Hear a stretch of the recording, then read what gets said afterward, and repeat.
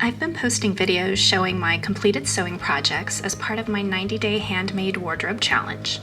But what you haven't seen is that I've also been knitting behind the scenes. And let's just say, if I'm not the worst knitter on YouTube, I might be the worst knitter about display her projects on YouTube. I scroll through Ravelry, YouTube, Instagram, and I see all these gorgeous, polished projects people are making. And then I look at mine and think, why doesn't my knitting look like that?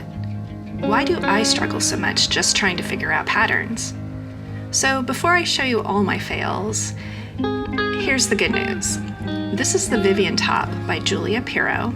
This is my first knit garment that I can actually wear in public. It's not perfect. The V-neck sits a little low, so I'm going to shorten these straps right now, and I also added elastic thread at the waist that I've decided to take out. So this is the finished top after blocking it. As you can see, I have another tank top underneath that to me would be kind of more the ideal height of where the V-neck goes. So what I'm thinking I'm gonna do, because I've worn it, but it's just a little uncomfortable. So I'm going to bring these guys up here, and I think the armhole still looks good. It's the same in the back, so that'll be better. If I do that, I think that'll be a lot better, and I don't think it's gonna take me that much time.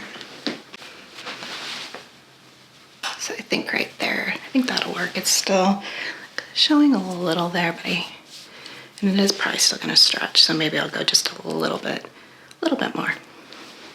Okay, I'm gonna give it a shot. Even with its little quirks, I'm really proud of it. But trust me, it took a lot of frogged projects, mistakes, and even a rust-stained scarf to get here.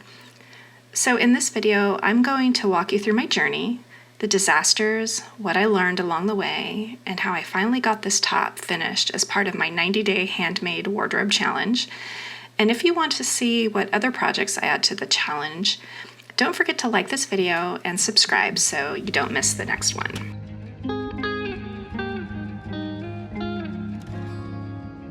I first learned to knit about 25 years ago. Someone I worked with showed me how, and at lunchtime a bunch of us would sit around knitting little scarves. But here's the thing, I only ever learned how to cast on and do the knit stitch. That was it. So basically, garter stitch rectangles forever. Sometimes I'd use chunky yarn, sometimes thin. I thought I was being very creative. I even gave some away as gifts, which probably weren't appreciated, but it was fun for me. Over the years, I'd pick it back up here and there, but always the same flat garter stitch. Then about 2.5 years ago, when I started sewing garments for myself, I thought maybe I should actually knit a real garment.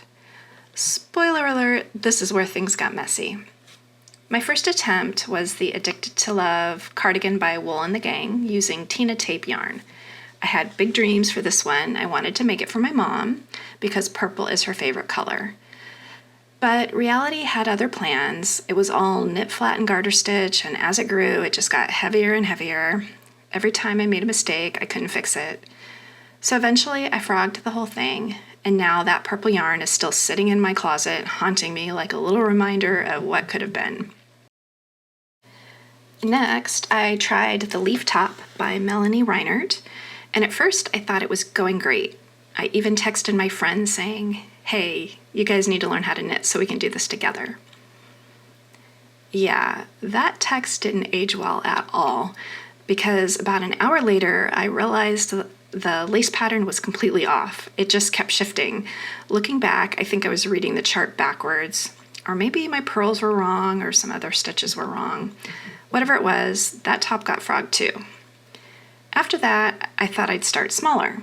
I found the Party Line Scarf by Kaci this year, but I couldn't figure it out. I don't know, I could not get it from the written instructions.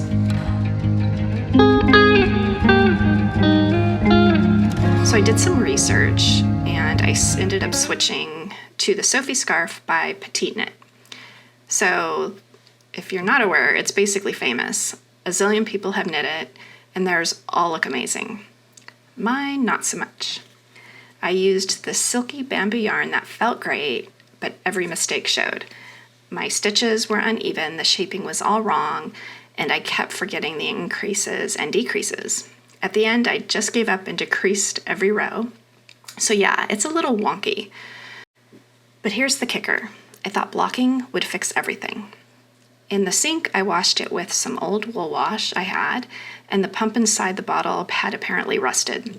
So now my pretty white scarf has random rust stains on it, uneven stitches and stains.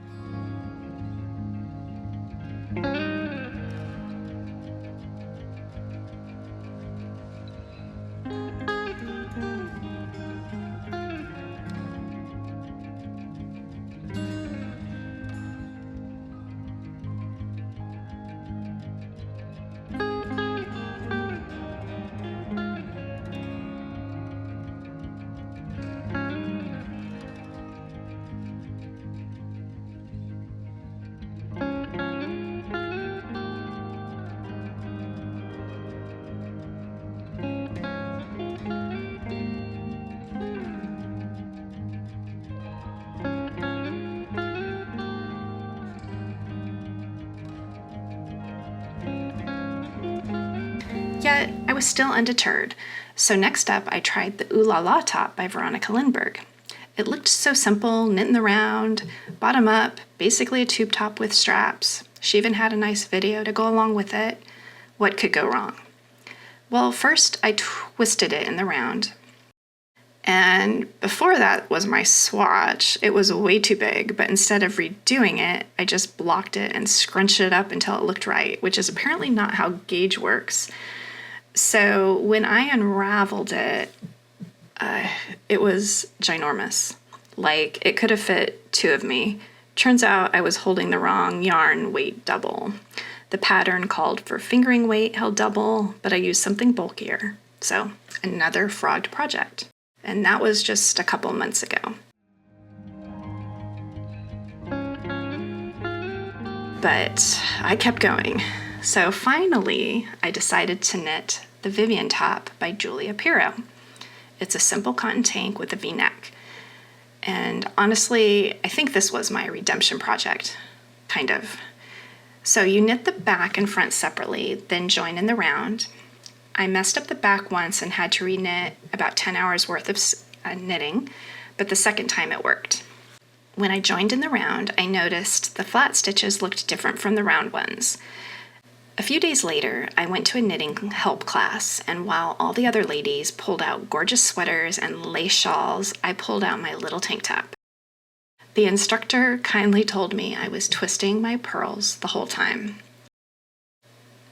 I was thinking that I would just leave it as is. It would be a design feature, a little different texture on the top than on the bottom. So I kept going.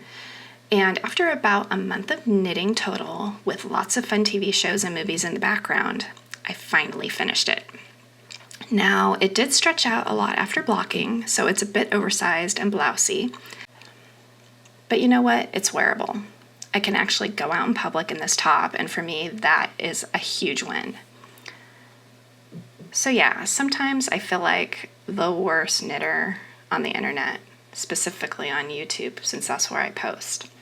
I see the gorgeous sweaters and shawls people post on Ravelry, Instagram, and obviously YouTube, and my projects don't look like that. I struggle with patterns, I make a ton of mistakes, and half my attempts end up frogged. But here's the thing. This top is mine. It's not perfect, but I knit it, I learned a lot, and I can actually wear it out in public, and that feels like a win. And the Vivien top even counts towards my 90-day Handmade Wardrobe challenge, which makes me really happy. I'll link my Ravelry account and all the patterns I mentioned down below if you want to check them out. And if you want to see what other projects I add to my 90-day challenge, don't forget to like this video and subscribe so you don't miss the next one. Now it's your turn. Please tell me in the comments, what's been your worst knitting fail? Because if your projects don't always look like Instagram perfect knits either, you're definitely not alone.